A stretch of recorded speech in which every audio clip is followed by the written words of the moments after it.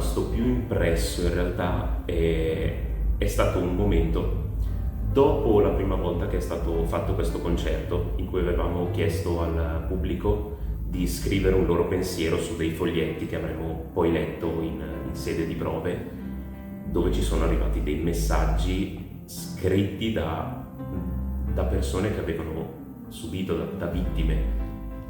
Quello ti rimane. Ce ne sono stati due.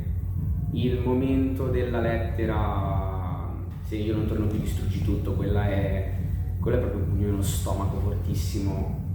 E poi l'altro momento è il silenzio dopo l'ultima canzone, perché lì ti metti a pensare e a realizzare tutto quello che hai sentito ed è un ulteriore schiaffo emotivo rispetto a tutto quello che è stato del concerto.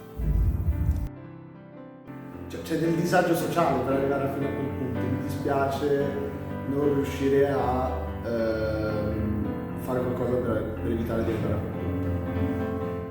Allora, la scena che mi è rimasta particolarmente impressa è stato quando il coro ha cantato Libertango.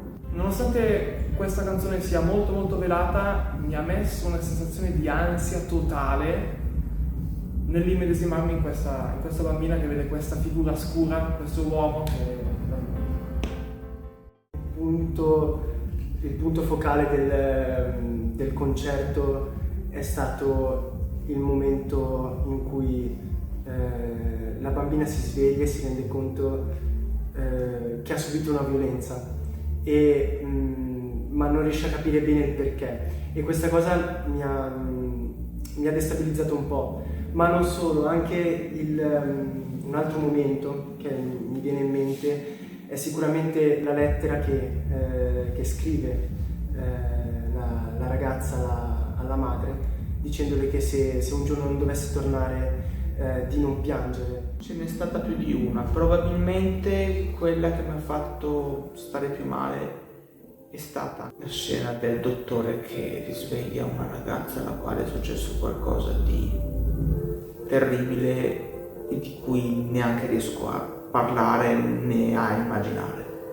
Allora, un momento che mi è rimasto particolarmente impresso è stato notare durante un po' tutto lo spettacolo gli sguardi o anche il tenersi per mano che ho notato verificarsi diverse volte, magari tra amici, amiche, ragazzo, ragazza, ma anche genitori e figli, quasi come dire, anzi senza quasi, come dire, è un problema, è difficile